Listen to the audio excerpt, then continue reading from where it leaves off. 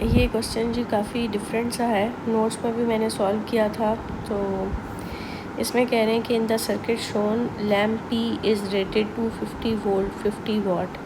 यानी lamp P की rating का मतलब है कि जब आप 250 वोल्ट से प्रोवाइड करते हैं तो वो आपको पावर 50 वाट देता है, डिसिपेट कराता है, यानी 50 जॉल्स ऑफ एनर्जी 1 सेकंड में डिसिपेट करेगा वो फिर। लेकिन जब आप उसे 250 वोल्ट देंगे तब यहाँ पे तो जो P है वो Q के साथ सीरीज़ में लगा हुआ है, तो 250 वोल्ट तो यहाँ पे शेयर हो रही है, तो यहाँ पे वो नहीं देगा 50 वाट। तो इसके लिए हमें फिर क्या करना पड़ेगा कि इसमें जो आंसर्स हैं सारे, उसमें पावर के बारे में ही बात हो रही है हर पार्ट में, तो कि P और Q की पावर डिसिपेशन जो है वो कंपेयर करनी है हमने।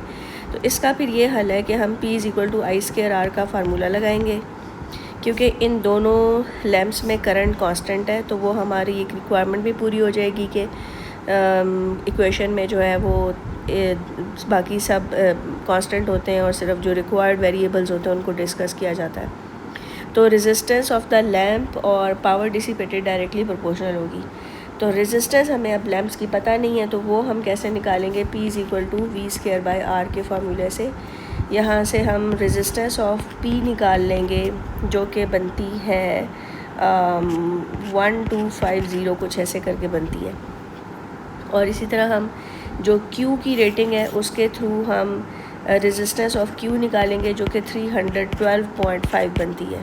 और आप ये देख सकते हैं कि ये वाली जो रेजिस्टेंस है वो इस रेजिस्टेंस से 4 टाइम्स लेस है, या यूँ कह लें कि RP is 4 times the resistance of RQ।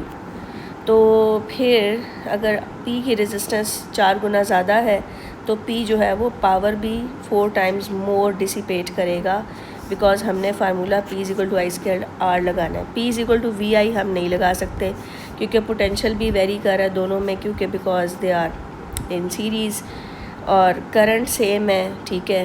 तो फिर ये लंबा हो जाएगा। हम कर तो सकते हैं कि पहले पोटेंशियल को रेजिस्टेंस के साथ करें और फिर जाके देखें कि पावर के साथ क्या रिलेशन है, तो उसमें करंट कांस्टेंट होगा।